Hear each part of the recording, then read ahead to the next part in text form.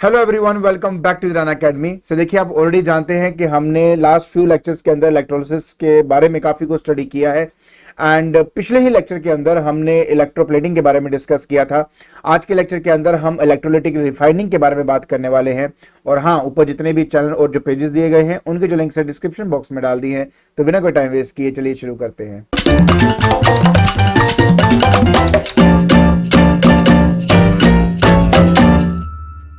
तो जैसे आपने जान लिया है कि आज हमने डिस्कस करना है इलेक्ट्रोलाइटिक रिफाइनिंग ऑफ मेटल्स के बारे में।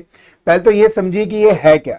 देखिए, ये एक ऐसा प्रोसेस है जिस प्रोसेस की हेल्प से अगर मेरे पास एक ऐसा मेटल है जिसमें कुछ इंप्योरिटी है तो उस इंप्योरिटी को इलेक्ट्रोलिसिस की हेल्प से हटाया जा सकता है ताकि मुझे अपना प्योर मेटल मिल सके। तो इस पूरे प्रोसेस को इलेक्ट्रोलाइटिक रिफाइनिंग कहा जाता है। बाकी ये है इसकी डेफिनेशन, एक बार ध्यान से हम पढ़ लेते हैं। कहते हैं electrolytic refining is a process by which the metals containing impurities are purified electrolytically to give a pure metal. तो जैसे मैंने आपको कहा वो मैंने यहां पे आपको दिखा दिया है। इसके बाद हमने एक्चुअली में रिफाइनिंग ऑफ कॉपर के बारे में यहां पे स्टडी करना है। आप भी अच्छी तरह जानते हो कि आपके घर के अंदर जो वायरिंग होती है उसमें क्या यूज होता है, उसमें कॉपर का इस्तेमाल होता है। तो बेसिकली कॉपर वायर को as a good conductor of electricity कहा जाता है। अब उसकी कंडक्टिविटी में इफेक्ट पड़ेगा अगर उस कॉपर के अंदर कुछ इंप्योरिटी होगी। इसलिए हमें जब वो वायर बनानी होती है तो हम ट्राई करते हैं कि हमारे पास बिल्कुल प्योर कॉपर हो ताकि उसकी कंडक्टिविटी बहुत अच्छे तरीके से हो सके और काफी एनर्जी जो हीट की फॉर्म में डिसिपेट होती है वो थोड़ी कम हो सके। इस वजह से हमें प्योर कॉपर के जो वायर्स है वो हमें चाहिए होते हैं। अब कॉपर को लार्ज अमाउंट में रिफाइन करने के लिए हम क्या करते हैं उसके बारे में अब आपके सामने मैंने यहां पे डिस्कस करना है। तो सबसे पहले इंडस्ट्रियल के अंदर होता क्या है। देखो, इंडस्ट्री में बेसिकली है क्या। सबसे पहले ना हम यहां पर ऑब्वियस है एनोड और कैथोड का ही यहां पे इस्तेमाल करेंगे, कोई इतना बड़ा कुछ नहीं है। दो तीन बातें आपने समझनी है। सबसे पहली बात, अगर मैं यहां पे कैथोड के बारे में बात करता हूं, कैथोड किसको कहते हैं, जो कि नेगेटिवली चार्ज्ड होता है। तो अगर मैं कैथोड के बारे में बात करता हूं तो उन कैथोड्स पर हम ये जो पतले पतले प्योर मेटल के जो स्ट्रिप हैं उनका इस्तेमाल करते हैं। प्लीज बात को समझे, कैथोड जो कि एक नेगेटिवली चार्ज्ड है उस पर हम क्या अटैच करते हैं, ये जो आपके पतले पतले फाइन जो स्ट्रिप्स होती हैं प्योर कॉपर की उसको हम यहां पे अटैच करते हैं। और आपको याद होगा कॉपर पे जिस इलेक्ट्रोड को लगाया जाता है उसी के ऊपर मेटल के आयंस आपके डिपॉजिट होते हैं। तो एक्चुअली में मैं क्या चाहता हूं कि यहां पर ये जो आपके पास पतला जो स्ट्रिप है ना इसके ऊपर कॉपर के आयंस यहां पे डिपॉजिट होने शुरू हो जाए और एट द एंड आप यही पाएंगे कि इस पतले जो स्ट्रिप है ना इसके ऊपर कॉपर के आयंस जमते जाएंगे जिसकी वजह से इसकी जो थिकनेस है वो बढ़ती जाएगी। अब बात आती है कि जो इंप्योर हमारे पास कॉपर है उसको कहां अटैच करेंगे। तो इंप्योर कॉपर को एक्चुअली में अटैच किया जाता है हमारे एनोड के साथ, मतलब पॉजिटिव चार्ज इलेक्ट्रोड बनाया जाता है उनको। अच्छा, अब इनसे क्या होगा। देखो, कॉपर एक एक्टिव इलेक्ट्रोड है तो वो खुद इलेक्ट्रोलिसिस में पार्ट लेगा जिसकी वजह से जो कॉपर के जो देखो ये क्या है, ये इंप्योर कॉपर का स्लैब है, थिक स्लैब होते हैं हमारे इंप्योर कॉपर के। तो यहां पे क्या होगा, यहां पे एक्चुअली में ये देखिए मैं आपको बताता हूं यहां पर क्या होगा। ये क्या है, कॉपर का बना हुआ है ना। तो ये जो कॉपर है ना एक्चुअली अपने में से दो इलेक्ट्रॉन्स को दे देगा जिसकी वजह से Cu2 पॉजिटिव आयन जो है वो क्रिएट होंगे और वो क्रिएट होके कहां जाएंगे, इस इलेक्ट्रोलाइट के अंदर। फिर वहां से वो मेरे इस कैथोड के पास जाकर इसके ऊपर डिपॉजिट होना शुरू हो जाएगा।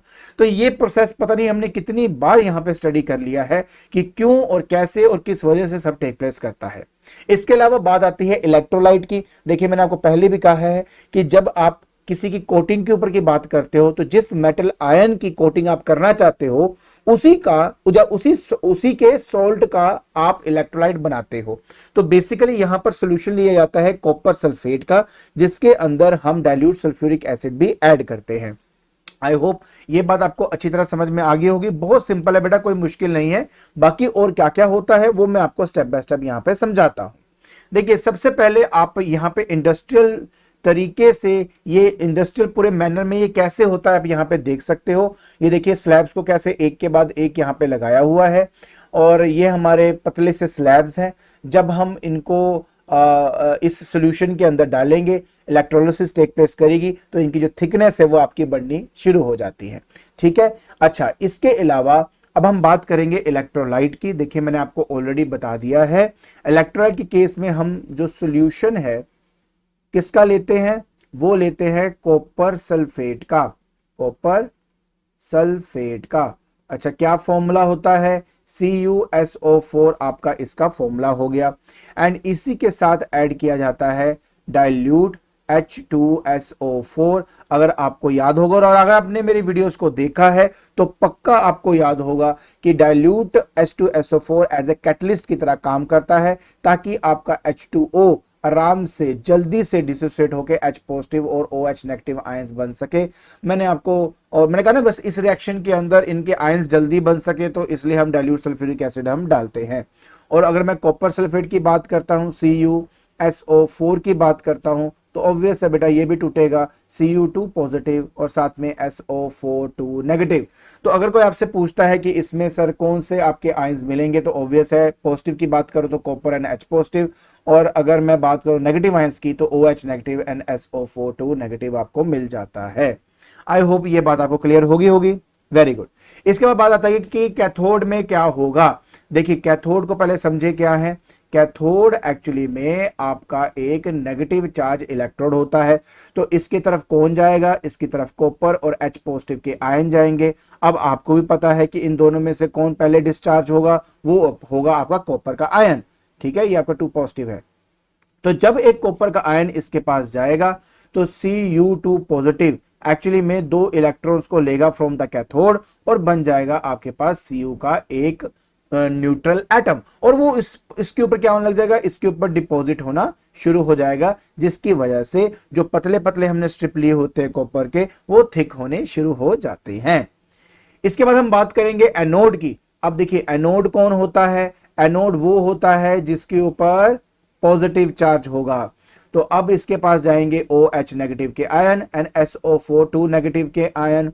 बट बात सिर्फ इतनी है कि माना ये दोनों इसकी तरफ माइग्रेट करेंगे, बट दोनों ही आपके डिस्चार्ज नहीं हो पाते। उसका रीजन है कि कॉपर खुद एक एक्टिव इलेक्ट्रोड है।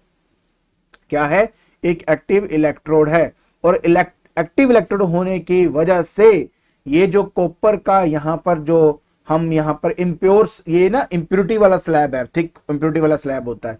तो क्या होता है कि इसमें ये एक्चुअली अपने जो कॉपर के एटम्स होते हैं उसमें से 2 इलेक्ट्रॉन्स को ले लेता है, और क्योंकि इसमें से 2 इलेक्ट्रॉन ले लेगा जिसकी वजह से इसमें बनता है Cu2 पॉजिटिव आयन, और वो Cu2 पॉजिटिव आयन कहां चले जाएगा, इस इलेक्ट्रोलाइट में ऐड हो जाता है। ठीक है, इसके अलावा मन में यह भी आएगा कि सर जो इसकी इंप्योरिटी है उसका क्या होगा।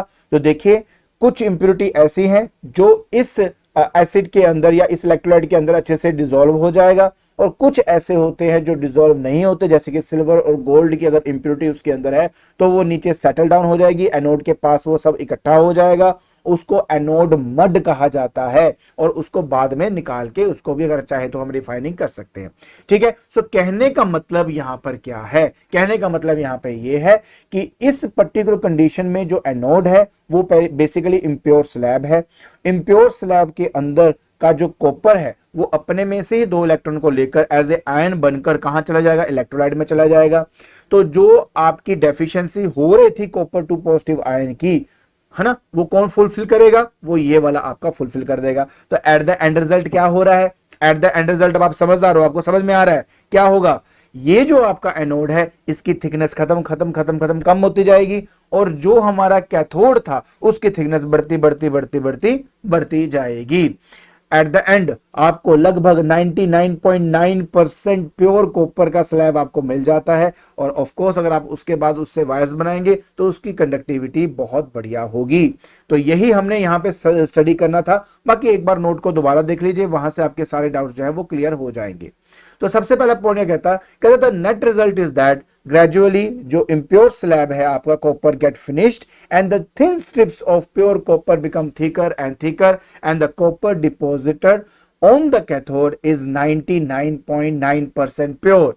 ठीक है, सेकंड पॉइंट, उसके बाद मैंने क्या कहा था कि जो आपकी इंप्योरिटीज हैं उनमें से कुछ इंप्योरिटी डिसॉल्व हो जाएंगे उस एसिड के अंदर, बाकी जो कुछ है जैसे कि सिल्वर हो गया या गोल्ड हो गया जो इनसोल्यूबल है वो एनोड के पास आपको इकट्ठे फॉर्म मतलब ना वेस्ट की फॉर्म में आपको मिलेगा, जिसको एनोड मड कहा जाता है ना, जो डिसॉल्व नहीं हुआ वो नीचे सेटल डाउन हो गया नियर द एनोड, और वहां पर उसको हम क्या कहते हैं, एनोड मड कहते हैं, और उसको वहां से हम रिकवर कर लेते हैं। Is that okay? And last, जितने भी मेटल्स हैं लाइक जिंक की बात करते हैं, लेड की बात करो, मरकरी, सिल्वर, कॉपर, इन सब को हम रिफाइन कर सकते हैं। रिफाइन का मतलब होता है प्यूरिफाई कर सकते हैं बाय इलेक्ट्रोलिसिस। आई होप आपको इलेक्ट्रोलिटिक रिफाइनिंग जो है वो अच्छी तरह अब समझ में आ गया होगा। ठीक है, तो आज के लेक्चर के अंदर हमने इलेक्ट्रोलिटिक रिफाइनिंग के बारे में स्टडी किया। हमने ये जाना कि किस तरीके से अगर मान लो जिंक, लेड, सिल्वर, कॉपर, अगर इनको हमें रिफाइन करना है तो हमें कौन सी चीज को कहां लगाना होता है। इन सब में हमेशा याद रखना कि जो प्योर आपका मेटल है वो कैथोड का होगा, और जो इम्प्योर आपके पास स्लैब होगा उसको हम एज ए एनोड लगाते हैं, और कौन सा हम इलेक्ट्रोलाइट लेते हैं उसके बारे में भी हमने सब डिस्कस किया। और अगर आपको ये वीडियो पसंद आती है तो प्लीज इसको लाइक करें, इसको शेयर किया करें। एंड आज के लिए बस इतना ही। Thank you so much.